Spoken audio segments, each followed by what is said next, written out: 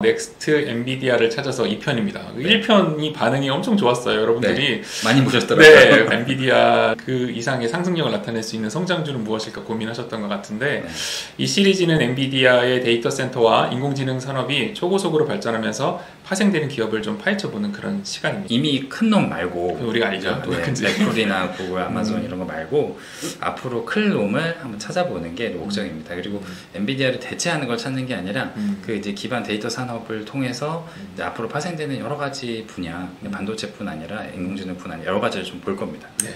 그 첫 번째 편 팔란티어는 많은 분들이 봐주셨는데 역시 주가가 변동성이 큰 주식이다 보니까 이게 호불호가 많이 갈려요. 그래서 화나신 분들도 좀 많으시더라고요. 제가 댓글 달면서 좀 죄송한 마음도 들고 아까 말씀하셨던 그런 취지에서 우리는 계속해서 좀 발굴해 나가는 그 목표를 가지고 방송을 만들도록 하겠습니다. 원장님 혹시 챗GPT 한번 질문하고 답변 받는데 전기가 얼마나 들어갈지 상상해 보신 적 있으실까요?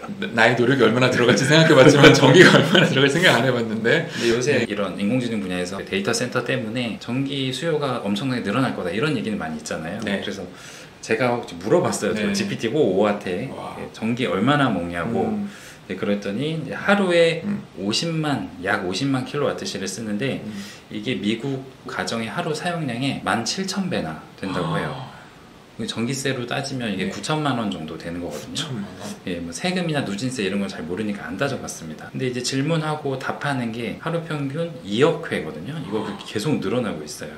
그래서 대강 이제 나누기 하면 한 번 질문 대답할 때 0.00불 이렇게 나오기는 합니다. 네네. 근데 문제는 앞으로잖아요. 앞으로 그죠? 이게 제휴 맺으면서 이번에도 애플에서도 쓴다고 하면은 굳이 무한급수적으로 늘어날 텐데 그렇죠. 실제로 오픈 AI와 같은 글로벌 기업들의 데이터 센터는 전력 수요가 이제 급증하고 있거든요. 근데 이러한 수요를 충족시키기 위해 새로운 에너지 솔루션이 당연히 필요할 것 같아요. 근데 건물들은 뭐 이미 몇 년 전부터 이거에 관한 또 투자를 대단합니다. 이거에 관한 투자를 했는데 제프 베조스는 핵융합 스타트업 제너럴 퓨전에 투자를 이미 했고요.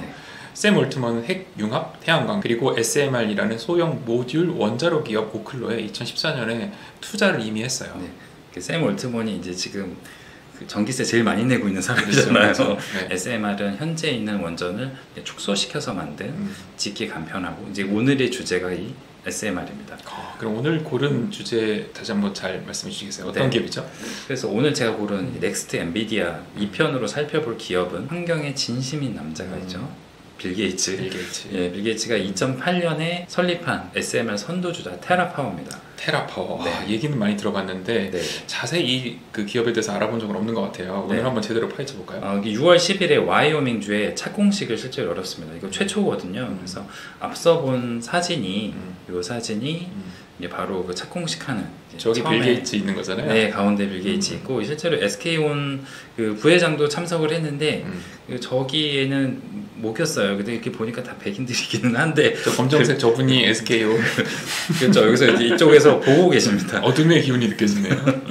그래서 약간 서운하는 거 제가 보기에도 약간 서운해서 좀 같이 있었으면 어땠을까. 왜냐면 투자를 초기에 많이 했거든요. 그렇죠. SK그룹, SK이노베이션이 약 3,400억 원을 투자를 해서 한국과도 되게 깊은 관련이 있습니다. 뉴스에도 좀 나오고 있어요. 그래서 국내에도 착공을 예정하고 있고요. 상용화가 되면은 투자한 기업부터 먼저 짓거든요. SK 하이닉스가 용인에 이제 반도체 클러스터가 엄청 크게 짓고 있거든요. 근데 이거 완전 전기 먹는 하마인데 여기에 아마 공급하려고 하는 전체적인 계획이 하나이지 않았을까 싶습니다. 빌 게이츠가 말하기를 2차 세대 발전소가 미국 에너지의 기반이 될 거고 경제와 기후 목표를 달성하기 위해서는 당연히 안전하고 풍부한 청정 에너지가 필요한데 이게 그 역할을 할 것이다 라고 했거든요. 그래서 아직 뭐 ASMR은 아시지만 SMR이 좀 생소하신 분들은 요거에 대해서 꼭 알아두시면 여러분들의 계좌에 플러스가 되면 플러스가 되지 마이너스가 되진 않을 것 같습니다. 먼저 기존 원전의 문제점을 좀 알면 이게 이해가 쉽습니다. 가장 큰 문제점이 뭘까요? 기존 원전이? 글쎄요, 원전 하면 떠오르는 게 역시 폐기물이니까 폐기물 아닐까요? 그렇죠. 후쿠시마 원자로 그 사고 나서 식히려고 바닷물 엄청 썼거든요. 그래서 그 냉각수가 오염수가 돼가지고 그거 처분 때문에 아주 말이 많았잖아요. 그래서 그 문제점을 해결한 게 바로 SMR입니다. 그 SMR은 그 대형 원전의 발전 용량과 크기를 그러니까 용량도 그 줄이고 크기도 같이 줄인 거예요. 그래서 500메가와트시를 최대 생산할 수 있는 소형 원전인데 기존 원전은 일단은 냉각수 때문에 바닷가에 지어야 되고 네. 공장 부지도 엄청 커야 되거든요. 네. 근데 여기는 100분의 1 공간만 있으면 일단 지을 수 있고요. 그리고 지진 같은 충격에 취약하지도 않습니다. 여기 사진에 보시면 대형 원전에는 이런 증기 발생기, 노심 핵 연료, 펌프, 가압기가 다 바깥으로 나와 있거든요. 근데 이거를 탱크 하나에 모두 넣어서 만든 게 스몰 모듈 리액터. 그래서 스마트라고도 부르네요. 그렇죠. 네. 그래서 이제 크기를 기존 원전보다 100분의 1 이상 작게 지을 수 있기 때문에 보통 이거를 어디다가 짓냐면 기존에 이제 화력발전소가 우리가 화력발전 줄여야 되니까 뭐 없어지고 하거든요. 그 옆에다가 바로 짓는 거예요. 그러면 인프라는 이제 갖춰져 있으니까. 그렇죠. 전기선이랑 다 연결이 돼 있으니까 거기다가 연결만 하면 되니까 그래서 이게 지금 전 세계적으로 60, 70여 개의 회사가 집중해서 하고 있습니다. 근데 바로 첫 착공식을 한 게 빌 게이츠의 테라파워인 거죠. 대형 원전이랑 소형 원전을 좀 비교해 보면 물론 이제 크기 차이가 있겠지만 부품 수도 이제 대형 원전은 거의 100만 개고 소형 원전은 한 1만 개 정도 모듈화가 다 돼 있으니까 그 안에다 포함된다고 아까 뭐 말씀드렸죠. 레고처럼 이게 네. 조립해서 할 수 있기 때문에 네. 짓기가 되게 쉬워요. 내륙에 와서도 미리 준비해놨다가 와서 이렇게 조립해서 심으면 되니까. 그래서 이제 공사 기간도 사실은 되게 짧은 거죠. 대형 원전은 한 번 지으려면 이제 어마어마하죠. 비용도 당연히 뭐 이제 조 단위 비용이 들어가는데 소형 원전은 이제 억 단위 비용에서 가장 중요한 게 이제 안전성인데 대형 원전은 강제 순환형 냉각이 되거든요. 왜냐면은 이게 냉각시키는 게 가장 중요하기 때문에 그래서 정전이 되면 이게 문제잖아요. 그럼 긴급 조치를 해야 되고 그게 안 되면 그런 사고가 터지는 건데 그렇지만 이제 소형 원전은 이게 자연 순환형 냉각 이게 뭐 정전 시에도 요거를 자연적으로 순환할 수 있는 그런 안정성을 확보할 수 있습니다. 그래서 그 냉각수가 안에서 이렇게 순환을 하는 건데 그 냉각수를 물을 사용하지 않고 다른 소재를 사용해서 이제 혁신을 일으킨 게 이 테라파워입니다. 이게 테라파워에서 가장 중요하게 여기는 게 나트륨이라는 원소인데 원소 주기율 보면 그 11번째 있는 원소거든요. 네. 원자력 발전 과정에서 물 대신 나트륨을 쓰면은 뭐가 장점이 있냐면 끓는 점이 나트륨을 이제 액체로 만들어 가지고 냉각수로 쓰는 거예요. 그러면 끓는 점이 8배가 높으니까 물을 냉각수로 쓰면 냉각 한번 하면 이제 다 날아가고 증기가 돼 버리니까. 그렇죠. 근데 이거는 8배나 높으니까 증발되지 않고 계속해서 순환하고 재사용을 할 수 있는 장점이 있어서 그 안에 이 내장을 시키니까 외부 영향을 이제 덜 받을 수 있게 되는 거죠. 그래서 아예 이 테라파워가 처음 SMR의 이름을 네이트륨이라고 지었습니다. 공장을 지을 때도 이렇게 이동을 해가지고 조립할 수 있도록 모듈화가 돼 있다 아까 말씀드렸잖아요. 그래서 건설하기도 편하고 아주 경제적이죠.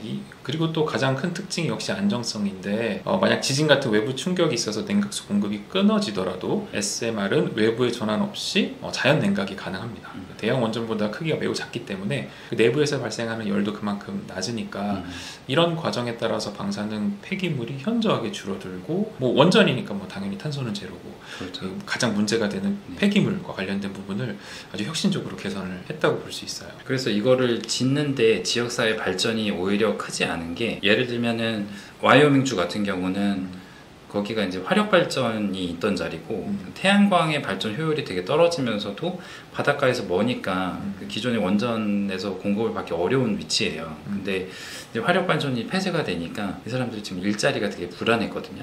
근데 그 옆에 딱 이걸 짓는다고 하니까 그것도 안전하다고 하고 부지도 많이 필요 없고 일자리가 이것 때문에 오히려 더 늘어났어요. 대환영이겠네요. 대환영이죠.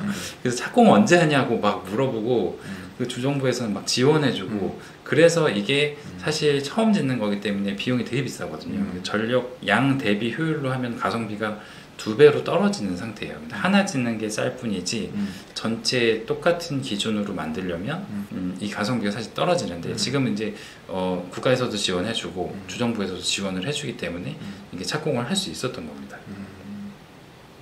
저희 동영상에서 보면은 이게 뭐 그린 에너지라서 그런지 다 푸르네요. 아주 보면 아주 뭐 그 와이오밍주랑 잘 어울리는데 와이오밍주에서 대환영하고 일자리가 창출되고 반대할 이유가 없잖아요. 네. 그래서 25만 가구나 전력 공급을 책임질 수 있다 이렇게 얘기를 하니까 딱 미국 지역 발전 스토리대로 착착 뭐 진행이 되는데 큰 역할을 하고 있다 이렇게 그렇죠. 볼 수 있겠네요. 네, 미국 영화 보면은 뭐 하나 지으려면 지역사회에 그 허가가 되게 중요하고 필요하잖아요. 그렇죠. 근데 그런 게 되게 잘 맞아 떨어진 거죠. 빌 게이츠가 되게 체계적으로 준비를 했기 때문에 이게 가능한 겁니다. 그리고 25만 가구면은 이게 웬만한 중소도시는 이거를 해결할 수 있다는 얘기인데, 상용화가 만약에 되면은 그렇죠. 원전을 대규모로 지을 수 없는 이제 소외된 지역에 요거 하나 간단하게 모듈화 해가지고 지을 수 있으니까 전기 공급을 전 세계적으로도 할 수 있어서 이게 시장성이 사실 굉장히 큽니다. 근데 그러니까 그만큼 이 SMR을 빨리 이제 상용화를 시키려고 중국, 우리나라도 있고요. 중국이 지금 사실 속도가 좀 빨라요. 그 프랑스도 있고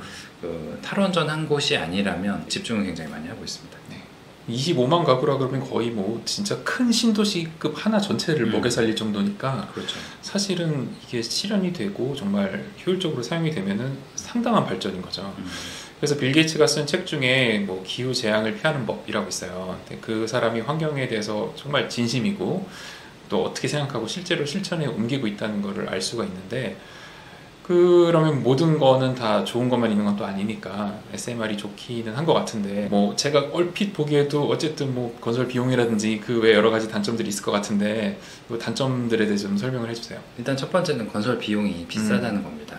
아직 가성비가 안 나온다는 건데, 전기 생산량 대비로 보면 2배 정도 비싼 셈입니다. 그래서 지금 지원금이 나오기 때문에 착공을 했지만 상용화가 전체적으로 되려면 단가가 낮아져야 돼요. 그래서 전체적으로 이게 기술이 다 사실 완성되어 있는 상태이기 때문에 단가를 어떻게 최적화를 하느냐가 이제 기업들의 이런 집중되는 분야라고 보시면 되죠. 그리고 또 두 번째는 고농축 저농도 우라늄을 써야 되거든요. HALEU라고 하는데, 이 고농축 저농도 우라늄을 우라늄 235 농도가 5%에서 약 20% 사이로 농축된 우라늄을 가리킵니다. 참고로 천연 우라늄은 약 0.7%의 우라늄 235를 포함하고 있는데, 전통적인 원자력 연료는 3%에서 5% 사이로 농축됩니다. 그런데 이게 러시아에서만 사올 수 있어가지고 이게 전량 수입해야 되거든요. 그래서 빌 게이츠가 이걸 또 직접 개발한다고 만든다고 지금 하고 있어요. 적어도 핵 융합 에너지가 개발되려면 한참 남았으니까 그 전까지는 이게 차세대 전기 생산을 할 거라는 겁니다. 네, 실제로 빌 게이츠가 이거 착공식 할 때 지금 오늘이 그 미국의 차세대 에너지의 시작점이다. 이게 환경을 되게 생각하는 사람이기 때문에 원전을 막연히 이게 환경 오염의 주범이라고 생각을 하는 분들도 계신데, 그 단점을 많이 상쇄시킨, 그러니까 빌 게이츠가 친환경이라고 말할 정도면 진짜 친환경이거든요. 그렇죠. 네. 우리가 흔히 뭐 친환경이라고 얘기하는 뭐 풍력 발전이라든지 뭐 조력 발전이라든지 그런 발전도 사실은 알고 보면은 친환경이 아닌 경우가 되게 많단 말이에요. 진짜 우리가 친환경이면서도 효율을 낼 수 있는 그런 에너지가 사실 마땅치 않은데, 빌 게이츠가 인정했다면 요거는 한번 믿을 만한 것 같습니다. 이렇게 좋은 테라파워, 우리 제2 엔비디아가 되려면은 뭐 기업 자체가 훌륭한 기업인 거는 당연하고, 이게 우리가 투자자로서 그리고 투자할 만한 가치가 있는 그런 정말 기업인가요? 이게 앞으로 클 것은 확실한데 지금 비상장이기 때문에 그쵸. 직접 투자는 불가능하고요. 사실 SMR은 우리나라, 프랑스, 미국, 중국 다 개발하고 있거든요. 그래서 사실 이렇게 자리 잡지 않은 산업은 앞으로 커질 것은 맞는데, 누가 지금 첫 삽을 푸긴 했지만 누가 이제 앞으로 커질지는 모르거든요. 그래서 이제 핵 관련 ETF가 또 있습니다. ETF. 네, 그래서 그걸로 접근하는 게 좋아 보이고요.